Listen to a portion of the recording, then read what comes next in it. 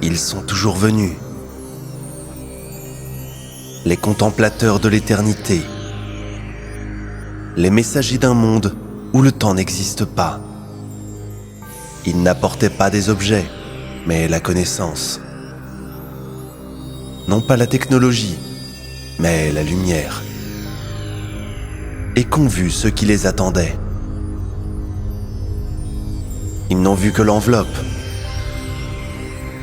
la poussière des routes sur les vêtements, la fatigue dans les yeux,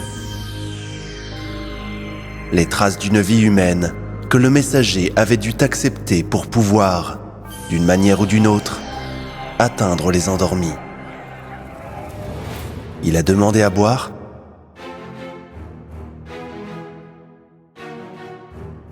Alors, il est faible. On l'a crucifié.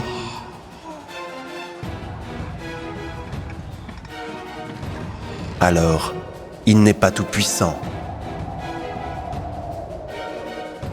Nous avons connu son Père. Alors, il ne peut pas être quelqu'un d'autre. Oh, la plus grande tragédie de l'humanité. Regarder le soleil et ne voir qu'un disque aveuglant. Sans ressentir sa chaleur vivifiante. Regarder le messager et ne voir qu'un homme, sans ressentir l'océan infini de son esprit.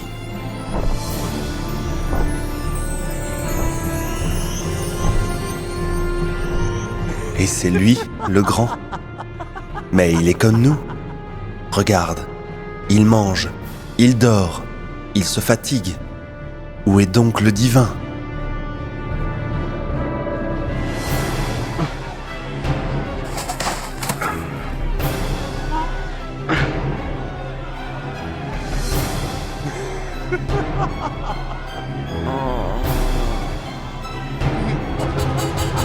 Mais il existe un autre regard.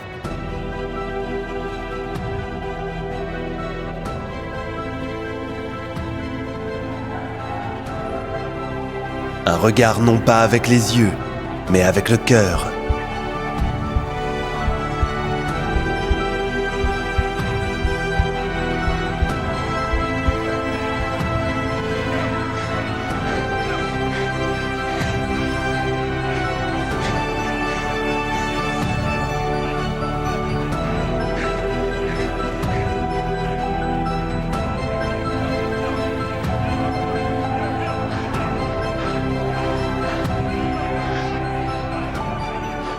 Il est accessible à ceux qui ont osé rejeter les étiquettes grossières du monde.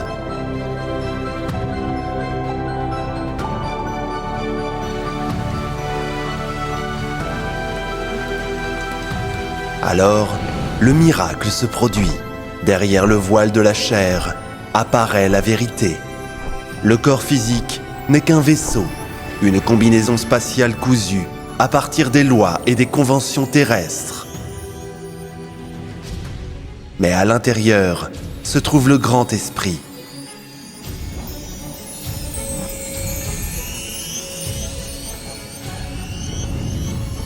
Infini. Impossible à connaître totalement. C'est lui qui te parle à travers les poèmes qui font frémir l'âme. C'est lui qui te touche à travers la musique qui brise les chaînes de l'esprit.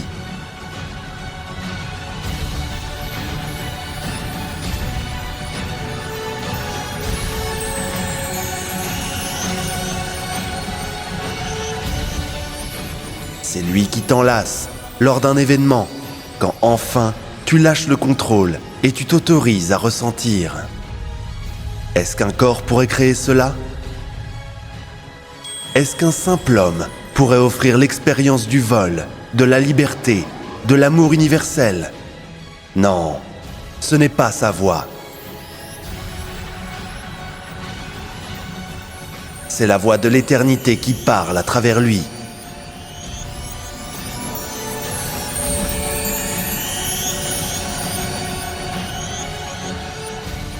Oui, sa mère voyait un enfant. Le père du Bouddha voyait un prince. Tu mérites de prendre place sur le trône. À partir de ce moment, tu es le souverain de la République de Kapilavastu. Vive le sage Bouddha! Vive le sage Bouddha! Vive le sage Bouddha! Je vous remercie tous. Vous voulez que je devienne le souverain d'un royaume où chacun se portera bien. Un royaume qui lutte pour son bonheur et sa prospérité.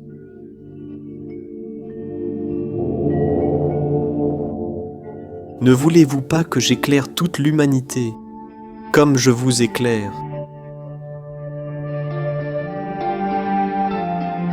Si je deviens le roi des Shakyas, je ne pourrai pas porter mes enseignements dans d'autres royaumes. J'aime et j'honore tous les êtres humains sur la terre. J'appartiens à toute l'humanité. Ils rencontreraient chaque roi et chaque empereur, et je leur demanderai de suivre la voie juste du gouvernement. Et alors la paix régnera sur la terre. Ton fils n'est pas le tien, ta richesse n'est que poussière. Toi-même n'es pas toi, seulement des échos dans les montagnes. Les Juifs voyaient le fils du charpentier.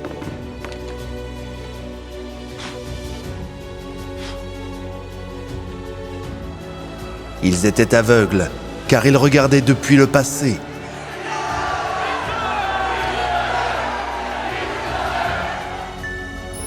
Pour voir le messager, il faut regarder depuis l'éternité.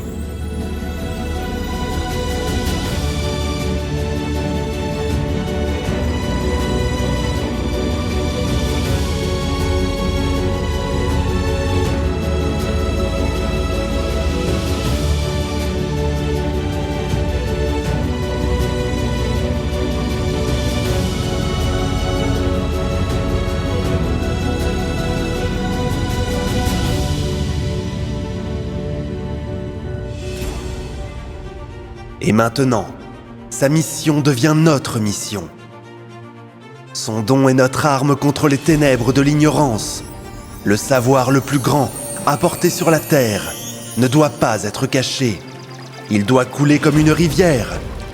Il doit résonner comme une cloche, réveillant ceux qui sont encore capables d'entendre. Tu l'as ressenti.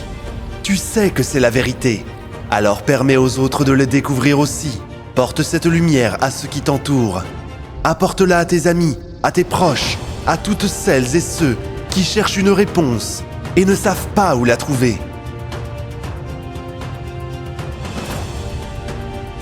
Ne la transmets pas avec des mots de jugement, mais avec l'énergie de l'amour.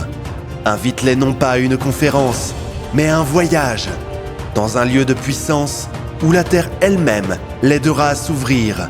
Offre-lui ce livre.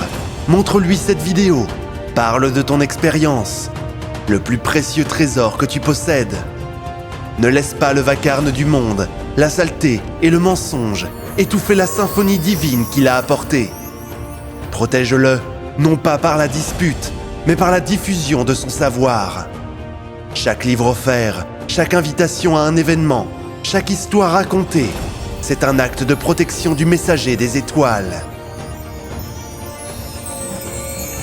C'est une façon de dire au monde, moi aussi, je vois, et je ne laisserai pas cette lumière s'éteindre.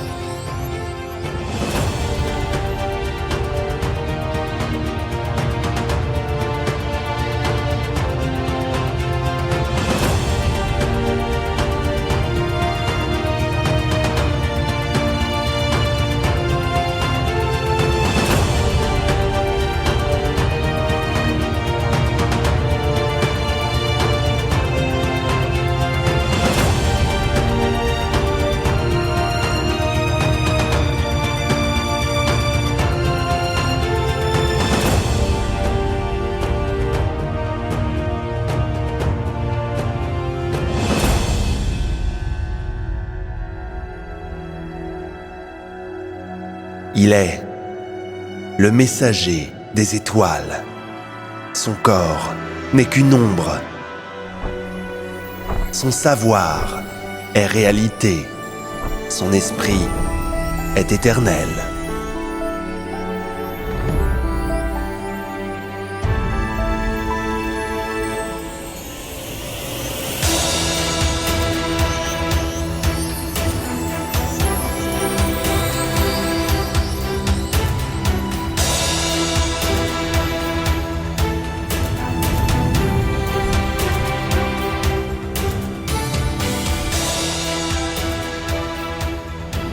Rejoins la grande mission. Partage le savoir.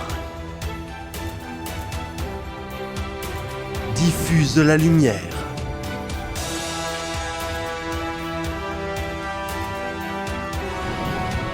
Deviens le guide du grand esprit.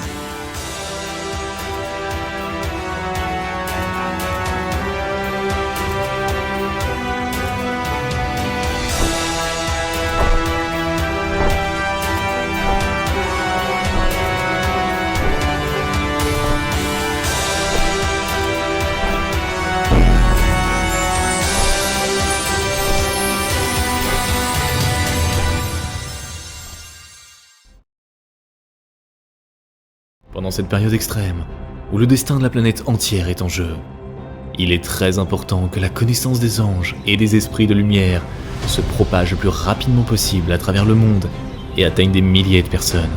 De cette façon, nous pouvons changer l'avenir de toute l'humanité. Alors nous nous tournons vers toi, chère âme de lumière. Partage la connaissance concernant nos livres sages et nos films. Partage les liens vers des vidéos ou des dessins animés. Tout cela est disponible et gratuit. Invite les femmes à des pratiques individuelles, des webinaires et des séminaires, et le grand esprit de lumière t'aidera, à toi et à ta famille, en dirigeant une énorme quantité d'énergie pour réaliser tous tes désirs. Les esprits lumineux et les anges t'aideront, à toi et tes proches dans tous les domaines. Le fil de la lumière et de l'amour de ton cœur atteint le cœur des femmes en recherche. Et la création du bien, la diffusion de la connaissance de lumière dans le monde commence. Rejoins cette mission de lumière. Aide les gens et Dieu t'aidera.